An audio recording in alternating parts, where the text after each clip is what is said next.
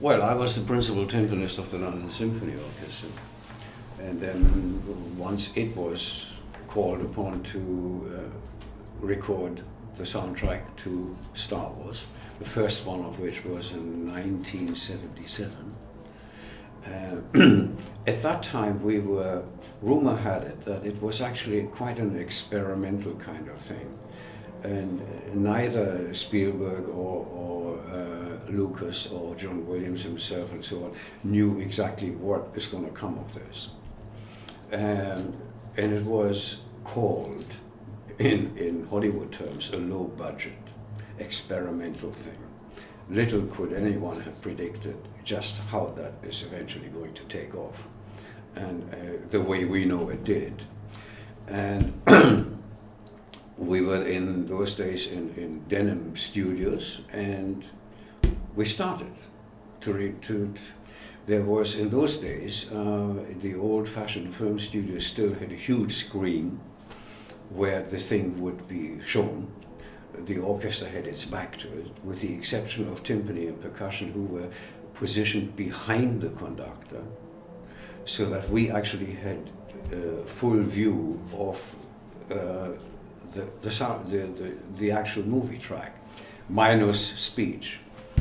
So you actually could see, when you had something to play, how it actually related visually to the thing. To work with John Williams John is a complete perfectionist.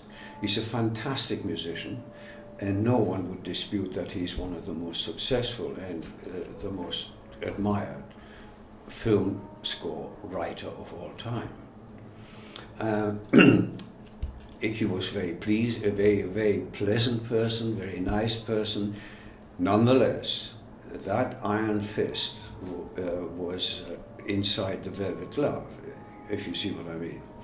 The velvet glove was very nice. There is that iron fist inside, make no mistake. And because we're talking about, if a certain soundtrack, he knows the complexity. They will have decided which musicians to use. Would it be freelance players? Would it be a symphony orchestra? Which symphony, and so on. Because they knew, and he knew more than anyone who wrote the thing, knew just how difficult and complex it is, and how, therefore, quickly can this group or other record this. Because we're talking, like everything else, the bottom line is never not money. And they have a certain budget, and inside of which the complete soundtrack for that movie has to be perfectly in the can, as they say. So there was no question of endless rehearsals and let's do this later, we do something more easily first. Forget it. So you got this in front of you, you read it through. You may read it one more time, because he has now found that he needs to make one or two dynamic adjustments, timing, something. Hardly anything ever to do with one of the musicians not quite getting the right notes. That's a total no-no.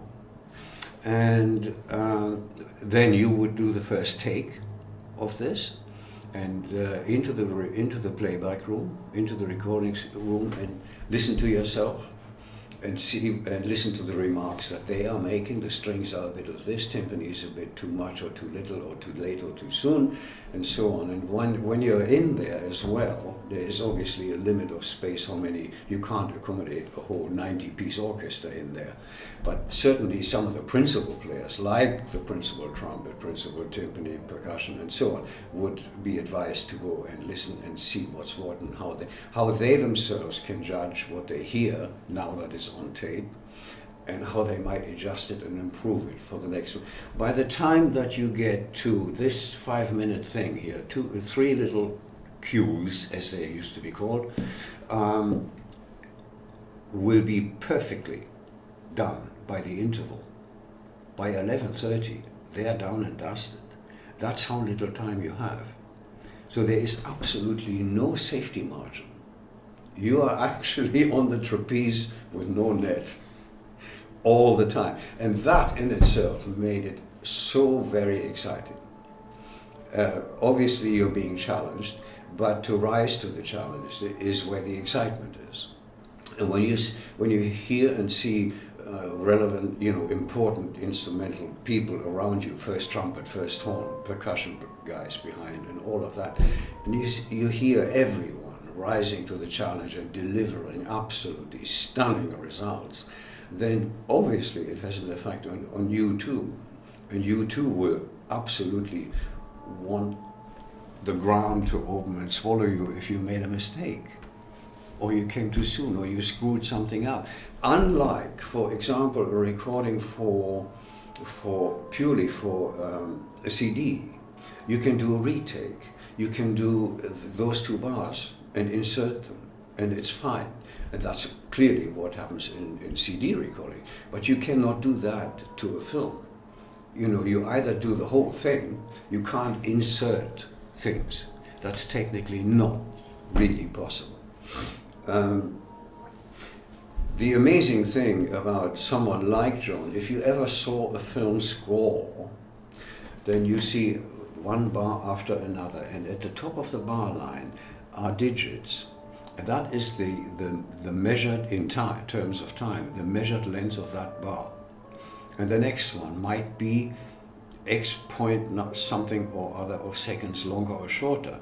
Yet when he conducts the thing, you never notice that.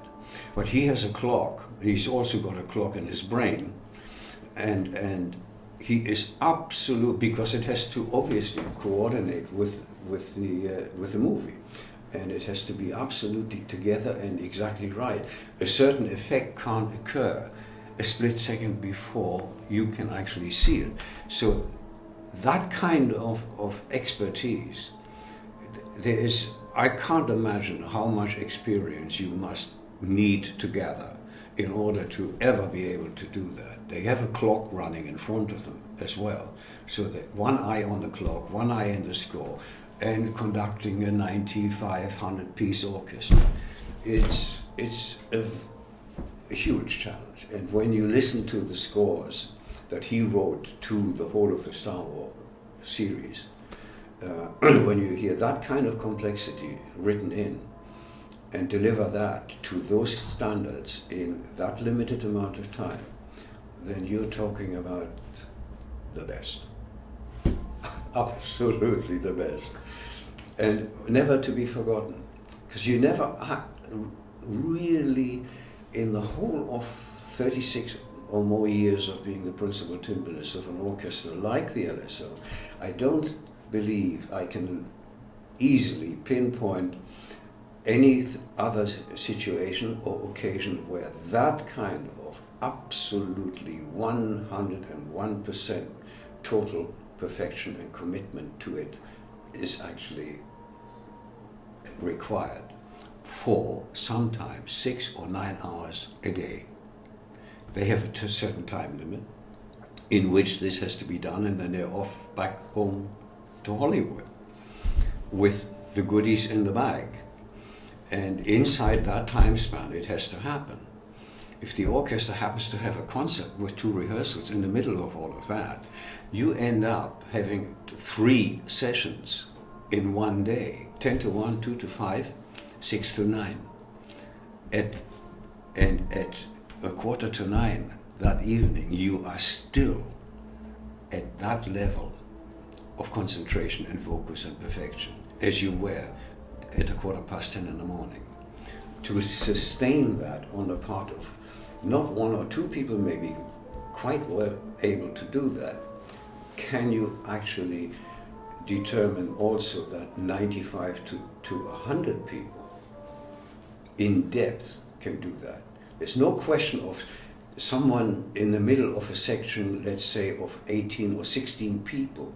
One of the 16 may be less focused and concentrated than the other 15. That's not ever an option in that situation. But that's quite phenomenal when you actually sit down and work it out and think about it.